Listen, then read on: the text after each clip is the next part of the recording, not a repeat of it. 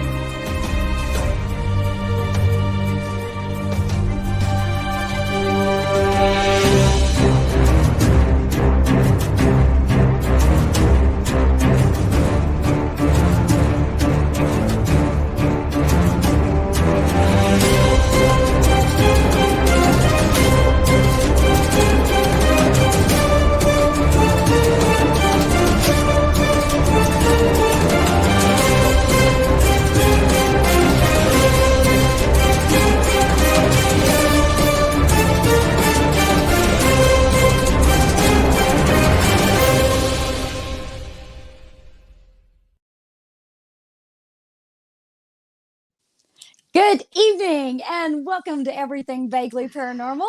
My name is Shelley Pruitt and these are my partners in the paranormal, Mr. Blake Smith and Mr. Ryan Roberts. Hello, hello. And tonight, we completely plan on ruining your childhood. Now, y'all know me. I always like to go find these weird, things that I'm going, nobody's ever seen this crap before. And then I get down a rabbit hole. And one of my favorite shows growing up was Willy Wonka and the Chocolate Factory. It's one of my favorite movies. And even to this day, if it comes on, I am watching that thing. I am stopping down and watching just for those creepy ass Oompa Loompas. Every ass sound. What do you do when your child is a brat? Oh, yeah. Yes. When your kid is a brat, I believe. Yeah, I don't like the look of it. Right, exactly. See, we can even sing the lines to these things. So we all know this show.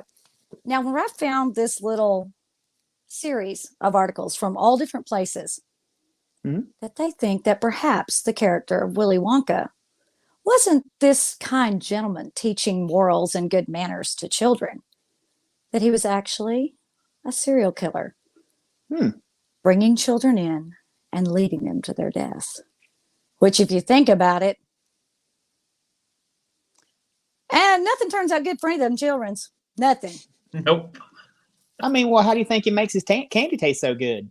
You know, interesting you should say that. Interesting that you should say that. That actually is one of the theories. So, okay, so we've all seen this movie, right? Oh, yeah. What's your favorite part of Willy Wonka and the Chocolate Factory? Ooh, well, that's tough. I always had the like every time Grandpa Joe and Charlie were like floating up with the bubbles. I always wanted to in the bubble room. In that room until the fan came on, and I was like, "Oh no, I don't want to be in that room anymore." Right. I was like, "I want to." You want to fly through the air? I want to fly. You know, now that I think about it, and probably the most quoted part for me anyway is at the end when Willy Wonka starts freaking out on Charlie, and he's like, "You get nothing. Good day, sir." Day, sir. I said good day. Yes. You stole fizzy lifting drinks, and the ceiling has to be scrubbed and washed. You get nothing. I remember that too. Good day, sir. I said good day. Yes. So we can all quote this. So, Willy Wonka and the Chocolate Factory is like I said, this fun and enchanting film that's supposed to teach you a cautionary tale about don't be selfish, don't be greedy, don't be gluttonous. And each of these children has this trait. And so the film, Willy Wonka and the Chocolate Factory, is actually based on a book called Charlie and the Chocolate Factory. And it was published in 1964, and it was written by author. How do you say his first name, Ryan? Roald Dahl. Roald Dahl. Yes. I'm just going to call him Mr. Dahl because I don't want to be accused of saying his name. You and I have the same issue, Shelley. Okay. I'm just going to call him Mr. Dahl. So the story was actually, it's based on something that happened in Dahl's childhood. And there were chocolate companies whenever he was growing up that used to come to his school. So in the 1920s, when he was growing up, companies like one of them was Roundtree, which I don't believe it exists anymore. And then Cadbury, which we all know the Cadbury chocolate eggs, that's always out around Easter. Yeah. And so these candy companies, in order to entice the children to buy their goods, they would send out these little test packets to the school. So every kid would get this little test packet of chocolate or of candies and the new candies that were coming out. And they would give them this in exchange for their opinions. They were getting free focus groups off these kids, and these kids were getting candy. So, win-win. Okay. I didn't go to this type of school. This sucks. I know, man. We got a raw end of the deal in the 90s when I was in grade school. They didn't give me nothing. And at that time in England, those were the two largest companies, were the Cadbury and the Roundtree companies. And these candy companies were so cutthroat that they actually would send spies into each other's candy factories to try to discover the new candy making secrets and the new recipes and what they were coming out with, the new ideas. And the spies' job were to steal the candy making secrets of the other company. Well, obviously Cadbury run, they're still in business, allegedly. So is this one that you can still apply for? Maybe allegedly. No, I would love to be a candy spy. She had a chocolate spy. Come on now. They have secret shoppers for restaurants. Why not candy spy for the candy factories? So a lot of these factories had those huge machines. Things aren't streamlined and easy like they are now. They had these big room filling machines. And this actually had a name whenever they would send spies into these chocolate factories. It was actually called chocolate espionage. That's what it was. You were participating in chocolate espionage. That's my new band name. We are chocolate espionage. And so all these crazy candy factory, competitiveness is what inspired Mr. Dahl's story of Charlie and the Chocolate Factory. But was it all fiction? Because you see, in literature, there's a style of first-person writing that's known as confessional writing. And confessional writing is distinguished by the author giving revelations of deeper, darker motives. And the author is not autobiographically recounting his life, but he's also kind of confessing his sins. And the best example I can think of that is O.J. Simpson's book, If I Did It, supposedly a work of fiction, correct? Supposedly. But that style of confessional writing, could that have been what Mr. Dahl was actually doing and using his character of Willy Wonka to potentially confess his own sins? So it is theorized that the character of Willy Wonka actually is a serial killer. So what do you think about that? I mean, if you've seen the movie and you've read the book, it makes sense. Because you never see them kids again. Good point. So, is it all baloney? I mean, come on. The man makes chocolate. He saved these Oompa Loompas from snozwangers and rotten vermicious canids. And how can he be bad? He's rescuing these little tiny Oompa Loompas that be gobbled up and make a meal out of 10 of them. Those old snozwangers would. And I thought, this is all baloney. And then I went through the movie. What? I knew vermicious canids. Was rotten vermicious canids. Not snozwingers or what? Snozwangers. Snozwangers sounds like a euphemism for something else. Yeah, a little bit. Oh, is it? It sounds like it. I don't know. It's just me and Ryan are a little bit immature sometimes, so it's all good. Oh my God. So the theory goes that these children were picked off one by one and murdered in the chocolate factory, and that the Oompa Loompas' purpose was to dispose of the bodies. That's the theory. Hmm. And in the original story that Mr. Dahl wrote, there are actually 15 children. And after several rewrites, Dahl narrows it down to just 5. Narrows it down to just 5, which becomes the main, they become the 5 main characters in the movie. And in the book, the original 15 children, he comes up with a strange and unusual way to kill off all of them. Now, if you're sitting around thinking up ways to kill off kids, might be something wrong with you. Yeah. I mean, did he just have like a moment of, I don't know, like some kid did him so terribly wrong that he's like, I'm gonna sit down and put this chocolate espionage and children together and just. I'm gonna bring it to life on paper and kill children at every turn. I mean, what the hell? Yeah. So, yeah. Go ahead, Ryan. I said, yeah, he got wronged by some kid. He's like, Yeah.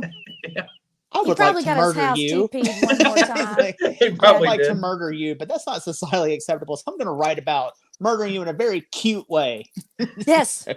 That's to teach you a lesson, you rotten little shit. You little So- crumb snatching asshole. So, we all know the movie. The movie opens with these happy children coming out of the school. Yay, the school bus ring. They all run down to Bill's candy shop. Bill's the one who sings the song The Candyman Can, right?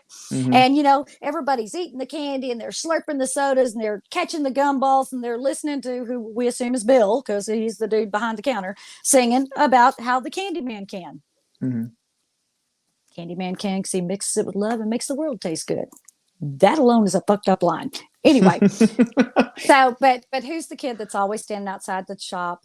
And I'm telling you, it's little Charlie Bucket. And that is the most sad face looking little fucking kid I've ever seen in my life. Just kind of, he just got this. And you want to give him a quarter. Just like, here, dude, go get you something. Just go get you something. And anyway, so, Charlie, he's a hardworking little kid. He's the kid with the good morals. He's on his paper route. And what happens? Now, there's some strange foretelling in this. That's why he's on his paper route, and he just happens to go by the Wonka chocolate factory. And he goes by just in time to see the word Wonka light up, Wonka. And it lights up. And who sneaks up behind him? Some shady looking son of a bitch that they call a tinker rattles up behind him. And he says, nobody ever goes in and nobody ever comes out. What the fuck, dude? Back up. I don't even fucking know you. So really, does the tinker, is he foretelling what's to come? That's a little foreshadowing. He's like, kind of reminds me, you ever seen Pet Sematary? Oh, yeah. I've read the book. I have not seen the movie. So the guy who's like talking is like, don't want to go down that road right there. There's a lot of history down that road. He's like a licensed mechanic or Blake, you know what I'm talking about. He's like a mechanic or he's like a farmer, and he's like, that the road is the road that leads to the pet cemetery where you bury the. I'm trying to remember that exact. Yeah, I'm trying to remember that exact scene. But yeah, it's like I vaguely remember that character. Yeah, yes, just like I know what you're talking about. Yeah, just kind of like a warning, a little bit, like not really a warning, but kind of like a very veiled, like vague warning. Like, that was always the part though, as a kid, when I was watching this freaking movie that scared the shit out of me. It did scare you, didn't it? That like guy coming up with the glasses, and he's all like, oh yes, Slugworth. Yeah, Slugworth. Now Slugworth comes into play too. So anyway, Charlie gets all flipped out by the tinker, the weirdo with the rattling up behind him, scares shit out of him. Charlie runs home. What does he do? He goes to Grandpa Joe and he starts, telling Grandpa Joe that the factory lit up. And Grandpa Joe starts telling him that Wonka, shut down his factory because he had all these spies that were coming in. Grandpa Joe tells the story that Mr. Dahl based his book on. Spies were coming in and stealing all of Wonka's most prized candy-making secrets. And one day, Wonka just shut the doors to the factory screaming, "I'll be ruined." And so he tells this story to Charlie, who's listening intently. And then he says, Grandpa Joe says, and about 3 years later, the factory began to mysteriously run again with the most delicious candies and chocolates pouring out. But nobody knew who was working in there because the gate stayed locked. So now Grandpa Joe has relayed this mystery. And so now here's where the quest begins. Because what happens? Wonka announces that he's going to let 5 lucky people come into the chocolate factory. Well, that sounds cool. How do you get in? You got to buy Wonka bars. And as Grandpa Joe says, he's a genius. He'll sell 1 million bars. You got to find one of 5 golden tickets that are hidden in Wonka bars. Would you have bought a Wonka bar? Oh, hell yeah. Yes. I would have too.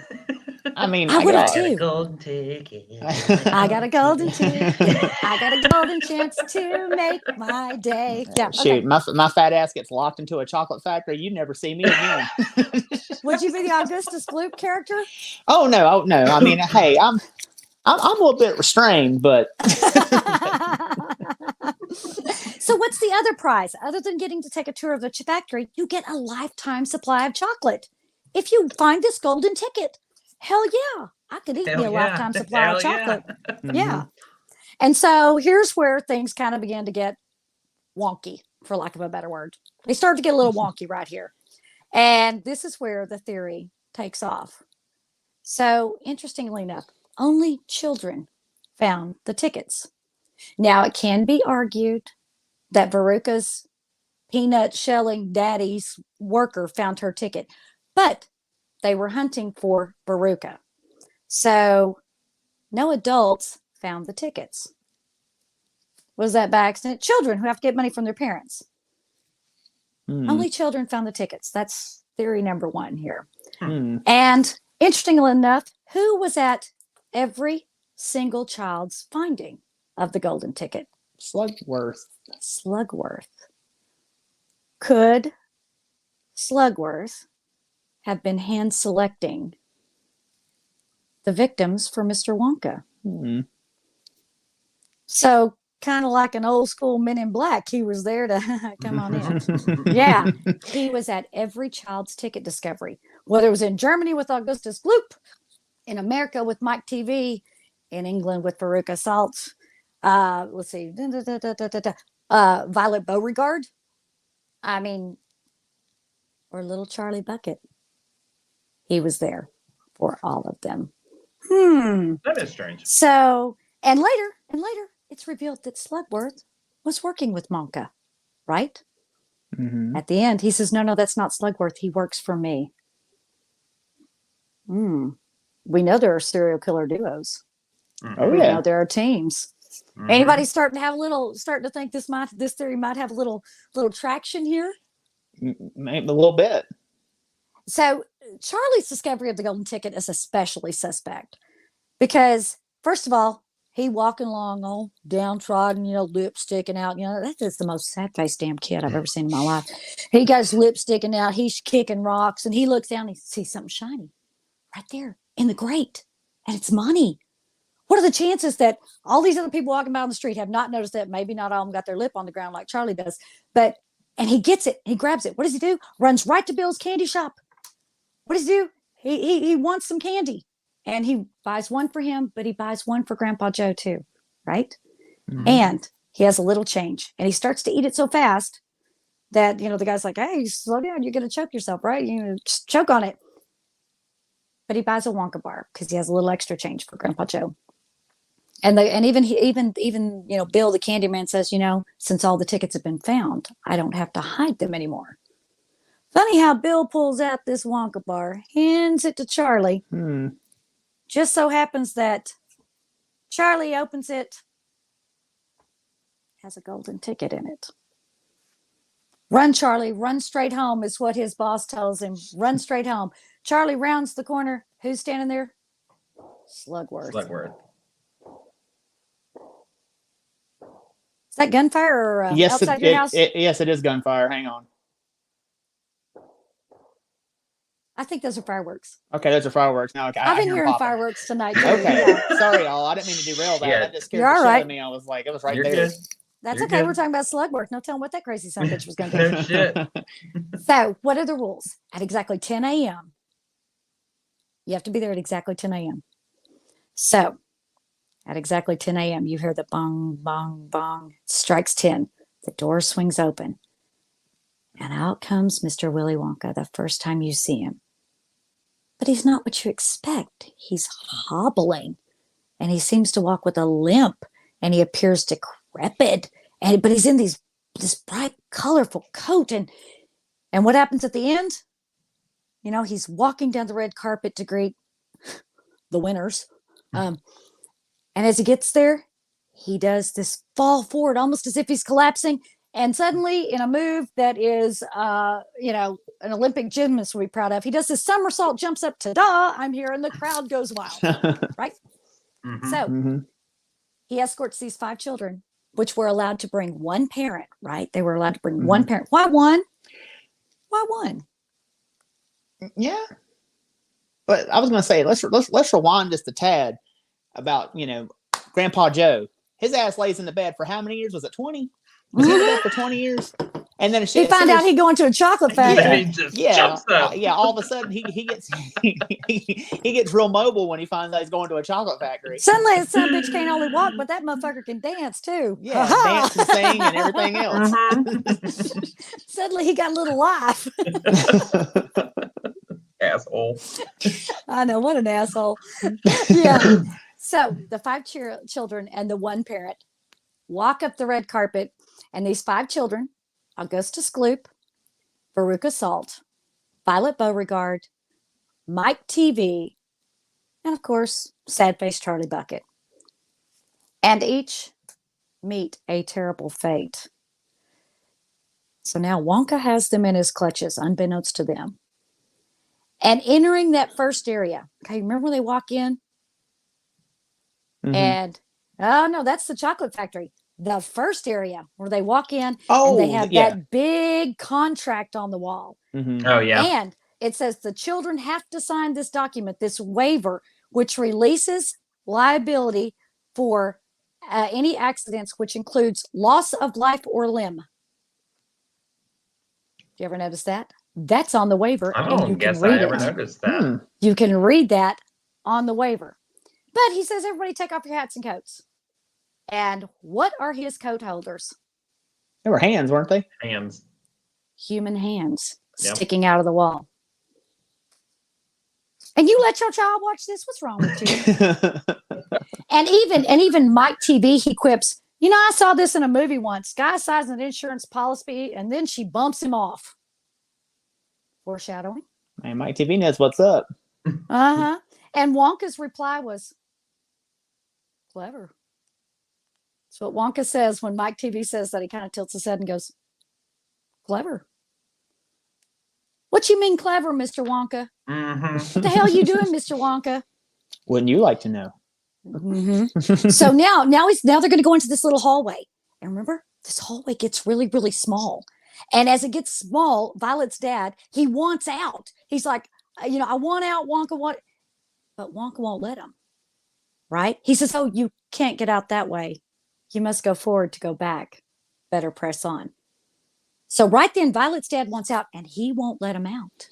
Me, if I've been like, you want to go, take your ass out. Good luck finding your way home. Wonka says, oh, no. You can't get out that way.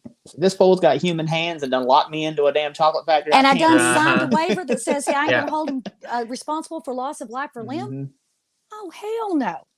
And Veruca's dad at the same time quips, I doubt if any of us will get out of this alive.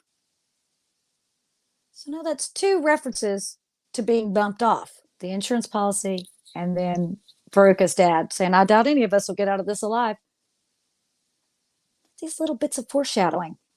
And before entering the beautiful chocolate room, Augustus Gloop, who I have a special place in my heart for Augustus, he bellows, let me in, I'm hungry. Do the voice, Ryan. Let me in, I am hungry. And Wonka says, don't lose your head, Augustus. We wouldn't want anyone to lose that. Yet is what he says after he says that line. Yet. What you mean yet, Mr. Wonka?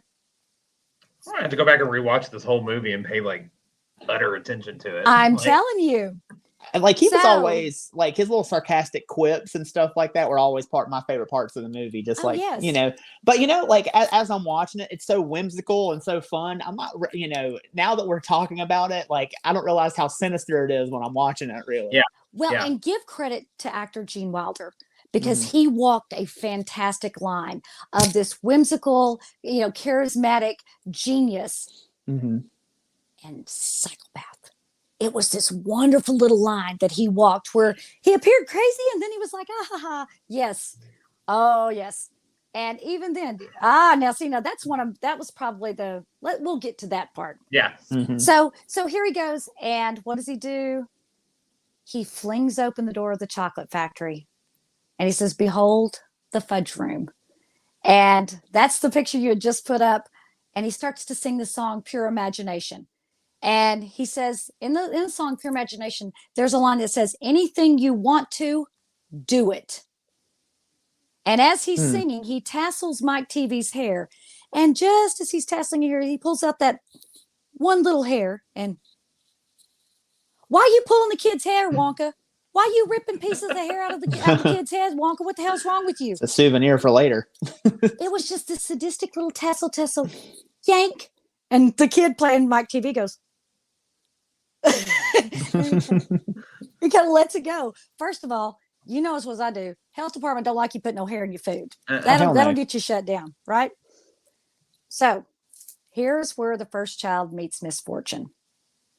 Augustus, being gluttonous, there's this beautiful chocolate river. And Augustus is going over there and he's slurping it up. He's laying there and he is slurping up that chocolate. And Wonka's going, please, you can't touch my chocolate. My chocolate must never be touched by human hands. And what happens? Plop. Augustus falls in. And he's going, help, help. And Wonka does nothing.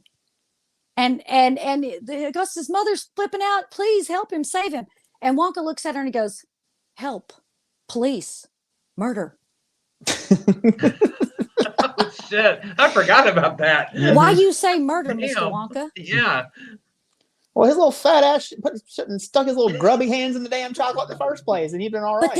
But then he gets sucked up into that tube. Mhm. All of a sudden, Augustus is up in the tube, and they're looking at it, and kind Charlie Bucket says something to Mr. Wonka, and he's like, oh yeah, the suction's got him now. He's done for. And he goes, the suspense, and he's eating.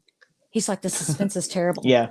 I hope it lasts. What the hell is wrong with you? I hope it lasts. Yeah. Yeah. And then Augustus is shut up and he's gone. And his mom is flipping out.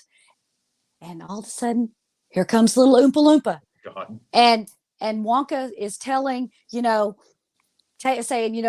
take Mrs. Gloop to the fudge room, but look sharp, or a little boy might get poured into the boiler. What? And she goes, you boiled him alive. I know it. You terrible man. Yes. So Augustus Gloop is gone.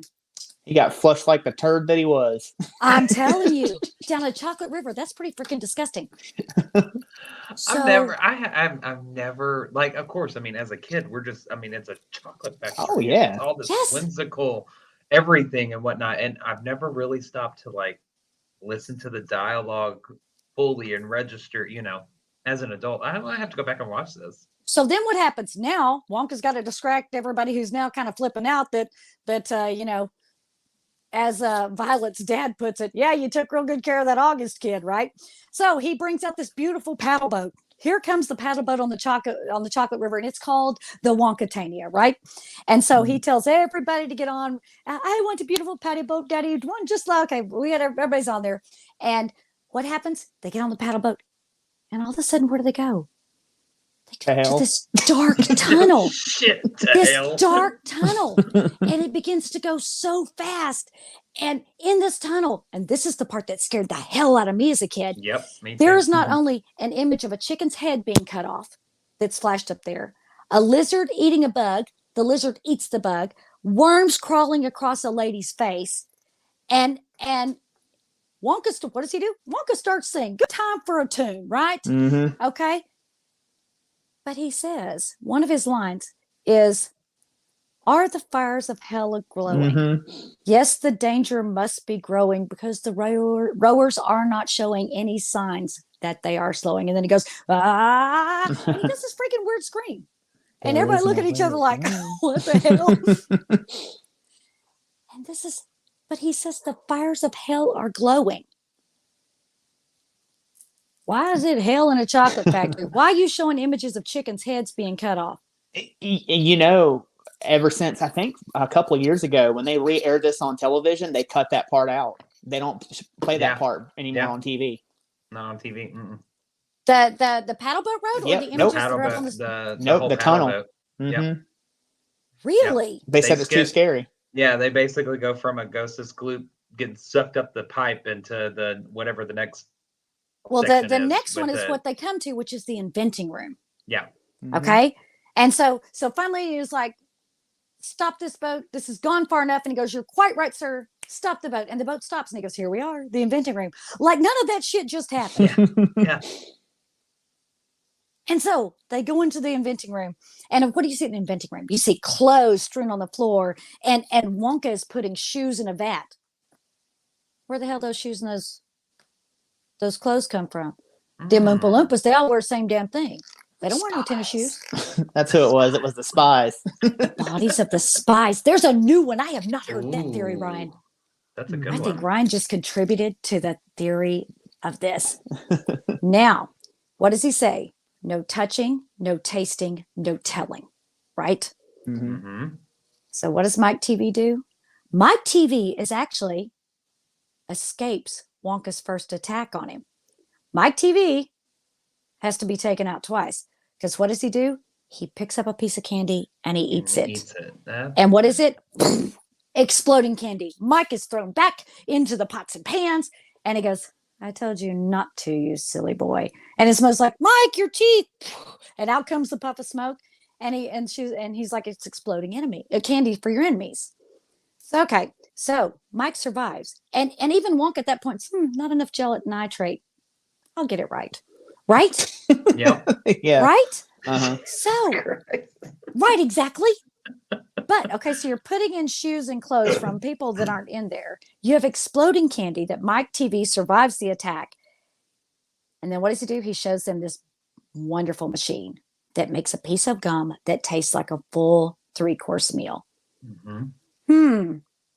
Who does that appeal to?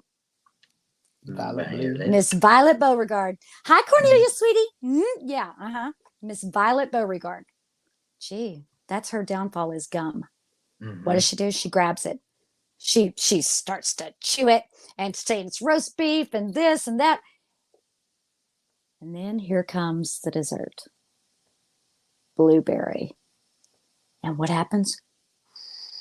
She starts to blow up like a blueberry. Mm-hmm. Yes. And what does Wonka say? It always goes wrong with the dessert. They all turn into blueberries. Who's they all? Who is they all? Yeah, who we practicing on here? Because obviously all your Oompa Loompas are still there. Exactly. I'm telling you, he's got some spies chained up somewhere in there that he's experimenting on. They all turn into blueberries. So what does he do? He calls for the Oompa Loompas who sing a song again about gum chewing's fine once in a while. It stops you from smoking and brightens your smile. Okay. But they roll her out. And where does she go? She goes to the juicing room to be squeezed before she explodes. Mm-hmm. What? You gonna crush a kid in a juicing machine? 2 children gone.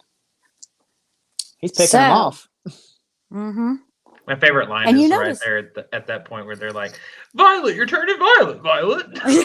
Exactly. So see, we all know this movie. And you're right over there with me, right? You're knowing everything I'm telling you. Oh, yeah. Now, they're going and they go past Blake's favorite room, the fizzy lifting drink. Now, here's where Charlie messes up. Charlie actually shows that he is willing to break the rules when he steals fizzy lifting drink. But he's able to thwart his own demise because he starts to burp. But what's at the top of that room?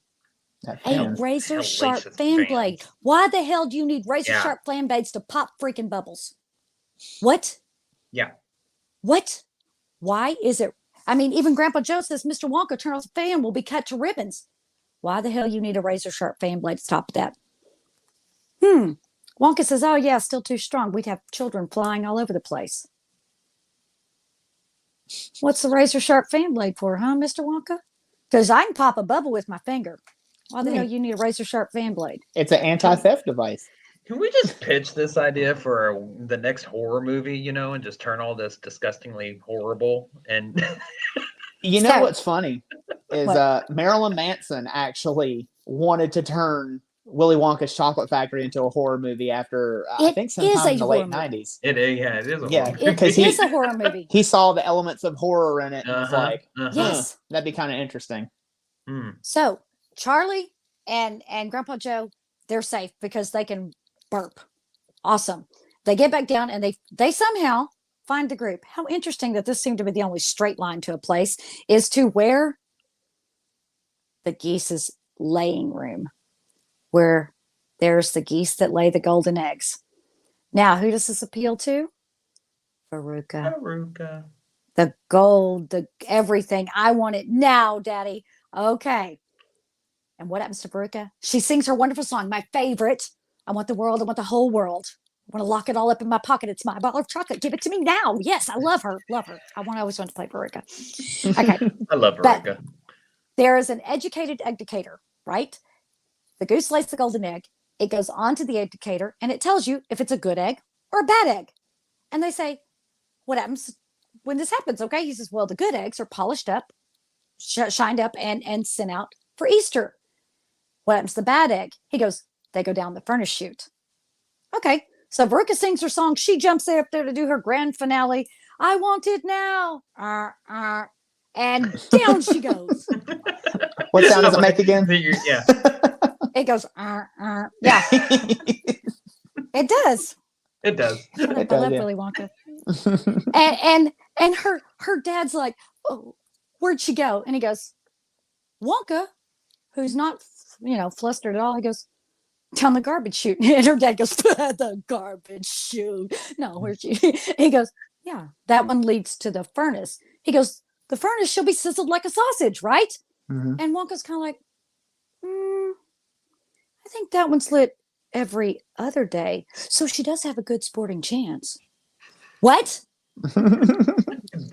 What? He's not even Psychopath. concerned. Oh my God. He's not even concerned. Nope.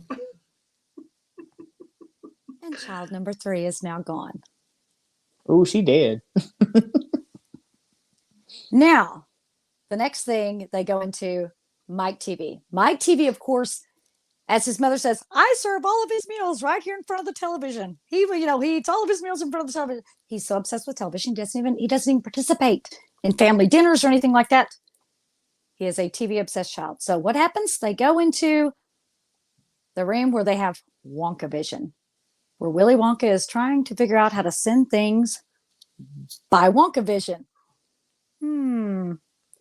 And he gives them a demonstration, this very large chocolate bar, lights, camera, action, snap.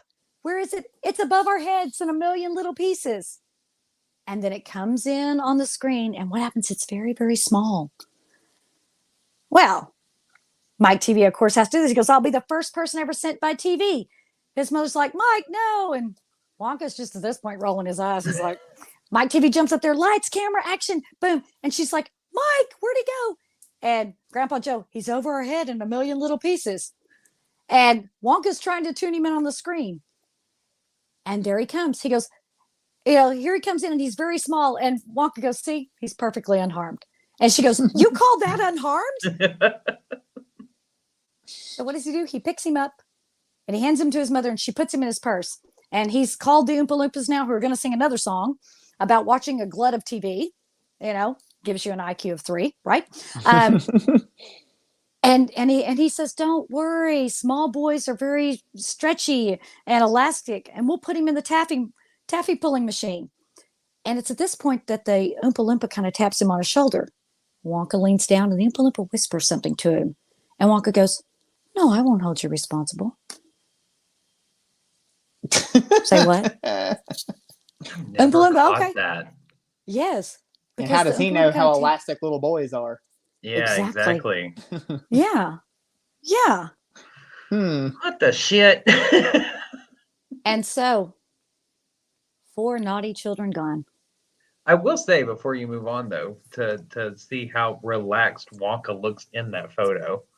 Oh, yeah. How his He's legs not are, worried at he's all. just propped up, hand on his hip. You know, it is what it is. Uh-huh. Oh Lord. So, Charlie and Grandpa Joe are the only 2 left. And here he goes. He says, "Okay, I've lost the whole day. Here we go. Show yourself out. Da, da, da." And what I neglected to mention, which I'm sure you already know, is when they were in the inventing room, Wonka gave all of them an everlasting gobstopper, which is what Slugworth all the whole time had said he wanted to get his hands on, because the everlasting gobstopper, you just suck them and they never get any smaller.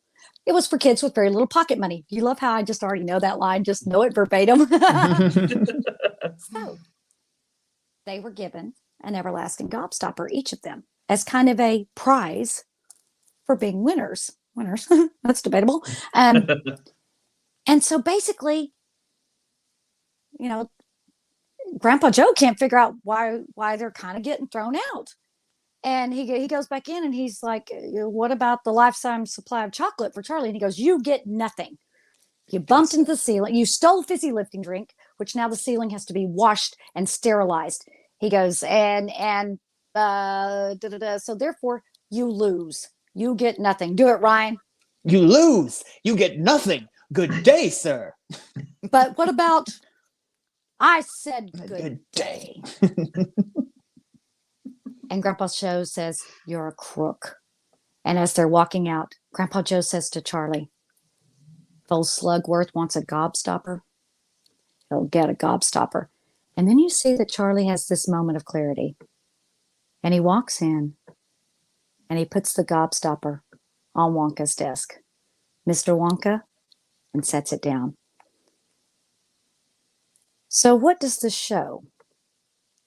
This shows that Charlie is willing to protect Wonka's secrets. And Wonka's lines were, "I had to test you, Charlie." What the hell you testing children, you weirdo? I mean, hell, he knows how elastic children are, and he knows how. Mm-hmm. I don't know. I don't think this is the first group he tested.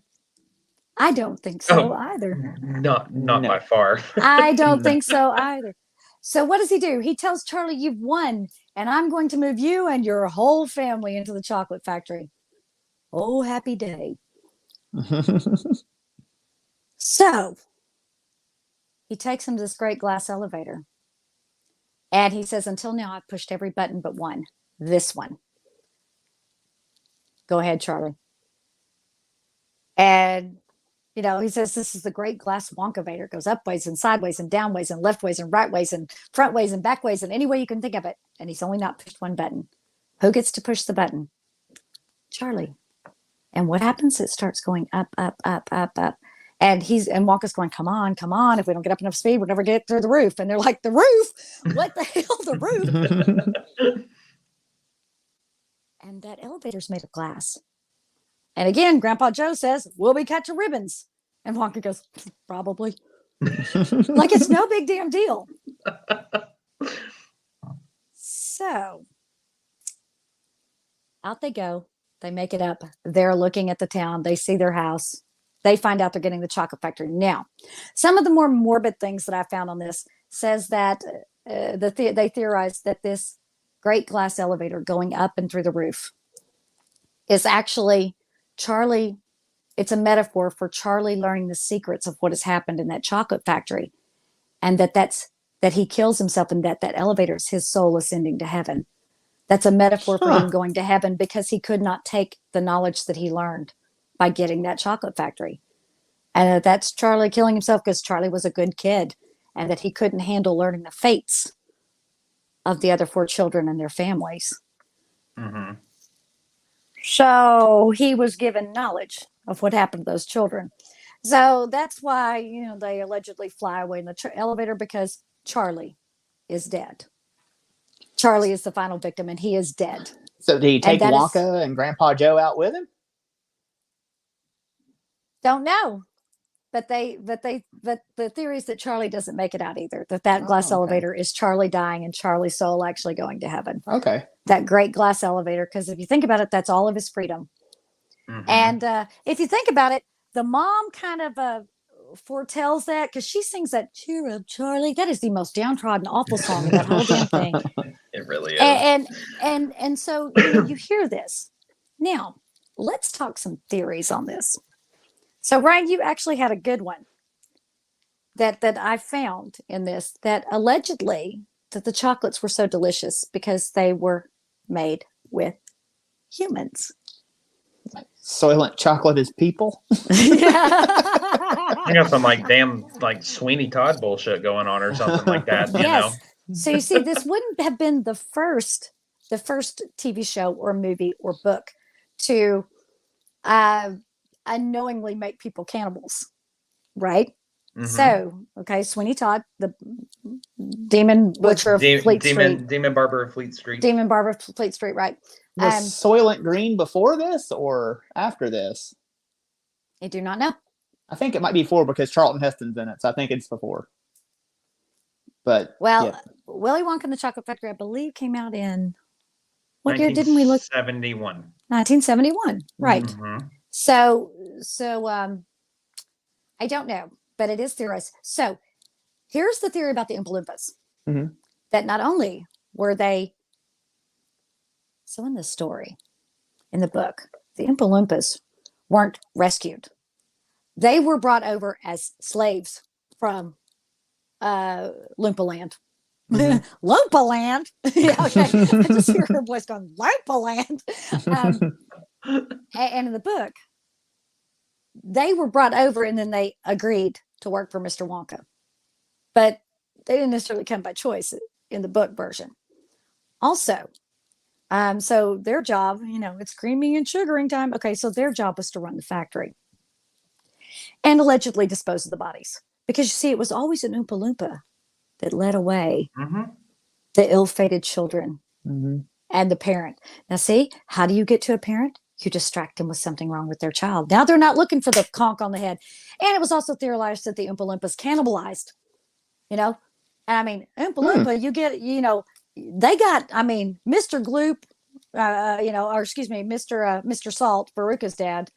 He's a big boy. They could eat on him for weeks. Hey, we're having, we having Mr. Salt for dinner. Everybody pull up a chair, rest is in the freezer, and go throw out some, Mr. Beauregard. It was theorized that Wonka got to kill the children and that the Oompa Loompas got the meat. It makes sense. They got to eat too. Well, yeah, but what did Oompa Loompas eat? Yeah, what did Oompa Loompas eat? It's never discussed. Mm-mm.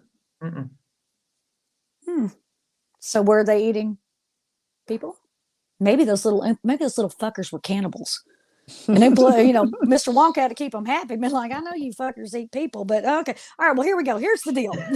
All right, here's what we're going to do. Let's be a team here. Now, also, of course, we've heard of serial killer duos. Slugworth, who is revealed to be working for Wonka, again, is at every single discovery that he's handpicking these children. Is this an accident? I don't know. So what's Slugworth's role in all this? Maybe he's getting paid handsomely to bring Wonka children. Has happened. True. So we've got Slugworth now. What do you think about that? He's go ahead. I'm sorry. I was just gonna say. I can see it. He's that theory to me is one that would make the most sense about him, especially when he was like, no, he works for me. And he's at every single kid's selection discovery process, if you will. That makes the most sense to me for him, is that they're actually a serial killer duo. A serial killer duo. And that he's the one who's like, oh, no, this one will do. Okay, cool. Let's get them in. Mr. He's Wonka like, wants some yeah. kids. Yeah. Wonka will like you. Yeah. Wonka will really like you. So now you have Slugworth is accounted for, the Oompa Loompas are accounted for. But now we talked originally about this first person confessional style writing. So was the character of Willy Wonka maybe a confessional style writing for Mr. Dahl, the actual author of Charlie and the Chocolate Factory? Because in his original book, there were, the doggies are going crazy outside. My apologies. The original story had 15 children. Now, if you go to Mr. Dahl's website, the official website, there are chapters you can read that were pulled from the book that were somehow edited out for whatever reason. So one of them, and each one of these children, he comes up with an elaborate way to kill them. One of the children is thrown into the peanut brittle machine and crushed. I have heard that. Oh, I have shit. heard that. I have Yes. heard that one. Yeah. Yes. There was also a character that was named, this character became Mike TV, but he was originally, his last name was Herpy. Okay. Yeah. Herpy? Yeah. Like Yeah, herpes? Herpy. Wow. Uh-huh. Okay. Yeah. And at the moment it escapes if it was Tom Herpy or Tim Herpy, but it was something Herpy. And that was the kid's last name. And they are actually killed in an avalanche on Fudge Mountain. They're crushed by falling fudge. Okay. And then there is a girl who they believe evolved into being Veruca Salt named Matilda. And I believe that she meets her fate by drowning in soda pop. I could have that wrong. Something to that effect. And now off the top of my head, I can't remember. So just scratch that part. But there's a girl named Matilda. You can go read it. But when we go to Mr. Dahl's official website, the first thing it says, before you can even look at anything, it says, are you, click 1, an adult or a parent, a teacher, or child? Why does that Why matter? do you care? Are you a Yeah. parent, a teacher, or a child? That's before you can ever go onto the site. Yep. I accidentally landed on it yesterday trying to look for just different, screenshots of the movie to kind of post up like we've been doing to show the children's demise. And I clicked on one link, not even realizing what I was clicking on, and it took me directly to his website. And I mean, it blocks the whole screen. Can't You see can't anything. see anything, and it just says parent, teacher, Child. or child. Did That's it. you see was there any difference depending on what you clicked? I didn't actually, and I don't know why I didn't get off of it and go back. Now I wonder if that's a theory we'd have to test and We put need to go look at that in another because video. see, I clicked parent because I didn't want to come to my house thinking I was a child. I'd be like, oh hell no. We It's need true. to try that Yeah, though. that's I wonder if it is different because see on that website you can see it gives you a list of the deleted characters or the killed off characters, and you can read a couple of the chapters that were taken out of the book, and you can even see his notes they have like photocopied pictures of where his notes are written in the margins of certain pages. But he comes up with all these unique ways to kill these children, very creative and strange ways to kill these children. So whenever you were on that site, what did you anything stand out to you, Blake? Anything that I did see the story about the girl who got turned basically into peanut brittle. Like that was one that I read his handwritten notes is what they were. And I don't remember her name either, but anyways, like her name was out the side of it. It had like a little stick figure of a little girl drawn. And it's like she's turned into peanut brittle, and I'm like, yeah. Yeah. So it's really weird though. While we were just talking though, why you were asking about that, I just went back to his website, and the funny thing is now that I clicked on it and I clicked parent, it doesn't pop up for me anymore. Really? Yeah, because I'm back on it now. Of course, with how cookies are used, they place it on your web browser. Okay, so that means we just have to use a different device. Yeah, so we'd have to use a different device to go on and see if okay, there homework.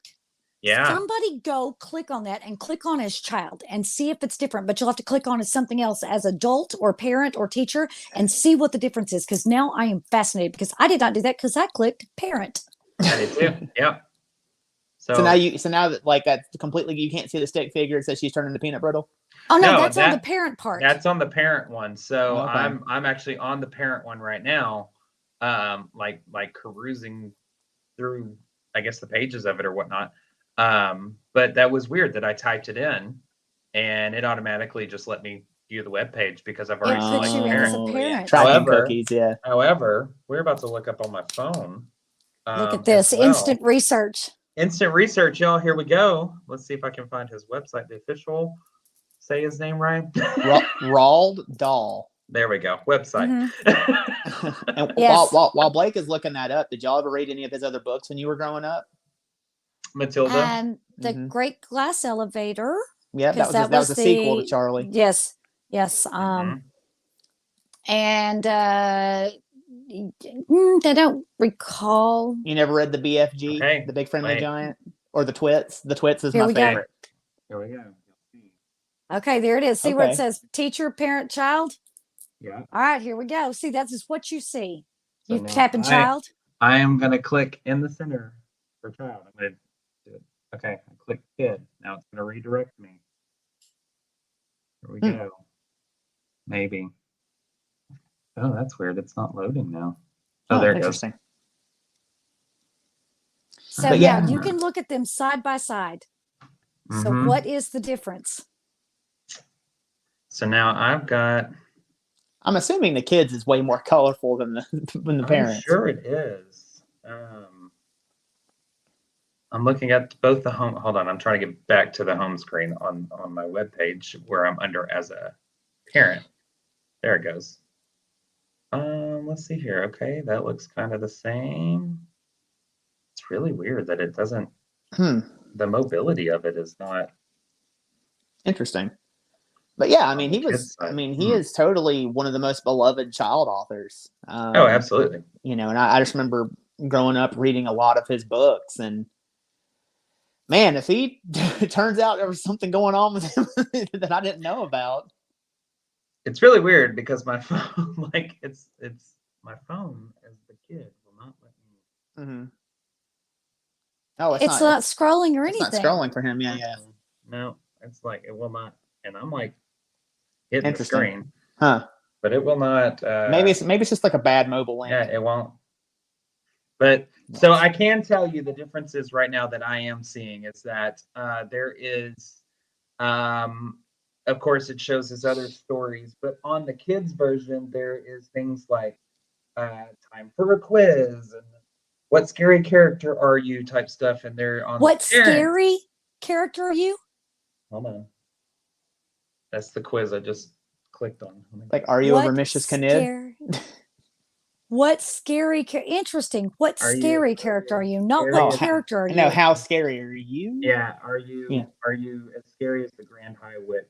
Take the quiz. Oh yeah, the Witches too was another one too. Yeah. I remember reading the Witches growing up as well. Yep. And then the difference between that and what's on the parent website is it says latest from Mr. Dahl's headquarters. So it has like all these news articles and stuff like that. I just think it's weird that you have to select if you're a parent, teacher, or a kid. Very interesting.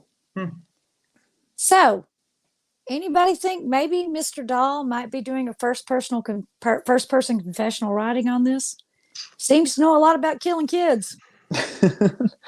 I don't think that he himself. I don't think he has anything. I think it's just a really twisted, I mean, and he also is British, and that'll mess you up on it. And like I said, another one of his books that was one of my favorite books growing up was called The Twits. And if you go read The Twits, you'll see how kind of like twisted and funny. Like his writing is very funny. You can see just how twisted and funny and stuff he can be. So I think that he just came up with a very sinister, strange story. I don't think that he himself hurt any children. No, Perhaps not. I think for me, this is the least believable theory for me personally. I think maybe he has, other, of course, like we have other interests. We're not just paranormal. We're also serial killers, true crime, UFOs, cryptids, aliens, all that kind of stuff. Yeah, I think he's got other interests as well. And he just decides, let's kind of colorfully mash these two together. Yeah, it involves kids, which is really fucked up. But, and I think he just came up with this very whimsical, kind of out there story. But is it really whimsical, or did the movie make it that way? That's true. Is it really whimsical? That's true. That's very true. Because again, Gene Wilder is the one, brilliant actor, brilliant. Oh, I don't care. Yes. Johnny Depp is not freaking Willy Wonka. I don't give a damn. No, he's not. Gene And I like Wilder's Johnny Willy Wonka. Depp, It's but he's fun, not Willy Wonka. But yeah, Willy Wonka is That's for me is Gene Wilder. I love Johnny Depp. Don't get me wrong, as an actor, I love some of the characters he's played. But for me personally, and I think it's just a generation of where you grew up. Which movie did you watch as a kid? Did you watch Gene Wilder? Did you watch Willy Wonka or Wonka? Johnny Depp? Because I've got a younger niece who she loves the Johnny Depp version, but that's because she was born in the early 2000s. So for us, You know what? My son was like born Gene in Wilder. 1998, and he watched the Gene Wilder version because that is the real version of Willy Wonka. Sure. You're never going to convince me otherwise. Come at me, bro. Not come at me, bro. Yeah, this is actually from his website here. It says the 6 children in the chocolate factory ? The early drafts of Charlie and the Chocolate Factory. There were more than 5 children we now know, and that's where it has the handwritten notes of how these kids basically met their demise, I guess you could say. But yeah, and there's the one that Miranda Mary Piker. That's it. I knew there was a Miranda in there. He was crushed into peanut brittle.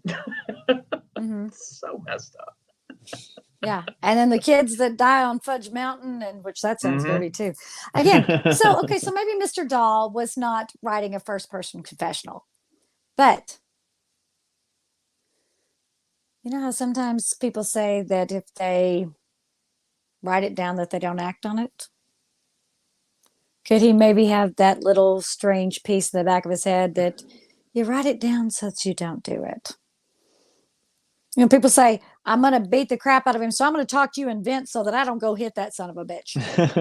Now, if you came at me with that theory like you just did, that would be a little bit more on the more plausible side. Yeah. For me, because I know people who do that. They write out their feelings and write out their emotions and keep diaries and journals. So that they don't explode or go off on other people. Yep. Act out on certain things. So that could be a lot more plausible theory there. Yeah. Well, what I know is that I love the movie. And I always thought that Gene Wilder was fabulous, wonderful. Absolutely. The perfect Willy Wonka. And it wasn't until I was an adult that I started going, this shit don't exactly sound right. Where the hell are all these kids are going? And again, I just kind of was innocently looking up Willy Wonka, the Gene Wilder. I was looking up something about Gene Wilder, and it comes up, and then it says some stuff about the making of Willy Wonka, and then I stumbled onto the Willy Wonka serial killer theory, and I'm going, what? This sounds like crazy, weird conspiracy theory, right up my alley kind of stuff, and went down the rabbit hole. I was going to say, by all means, y'all go look it up. It's a rabbit hole you could get lost down. It'll keep you up at night going, what the hell? And you will never, ever, ever watch that movie the same way again. We have ruined your childhood. You're welcome. Now I'm going to have to go rewatch it. You will. And you know what? Suddenly you will be, I probably rewatched that thing like 5 times in a row after reading this. And I'm going, oh, what the hell? I totally missed that. Oh, crap. Now everything begins to sound sinister to you. So, any final thoughts on Mr. Willy Wonka? Not Serial necessarily. Killer, yes or no? I'm going to go with Willy Wonka. Yeah, I'm giving a thumbs up on that. Yeah, total psycho sociopath. Yeah, absolutely. Oh, yeah. Yeah, without a doubt. I'm saying, but look at the stuff we watched when we were growing up. No wonder we're so twisted and warped, because like stuff that was for kids was totally not for kids, you know. No So. shit. Mm-mm. That's why we grew up doing the things we're doing now. Oh yeah. Exactly. My favorite show on Saturday mornings was Scooby Doo. They were hunting ghosts. Yep. Really? That was for kids? You're going Yep. into abandoned houses and all that kind of stuff, and that's for kids? But it was never really a ghost. It was always someone else. Old man Jenkins. Because they always taught you that humans were the real monsters. The butler did it. Mm-hmm. So we hope that you have enjoyed our little take on Willy Wonka and the Chocolate Factory. And was Willy Wonka a serial killer? I guess you're going to have to go watch it and decide for yourself. So for my friends, Mr. Ryan Roberts and Mr. Blake Smith, I'm Shelley Pruitt. Thank you for watching Everything Vaguely Paranormal, and we will see you next Tuesday.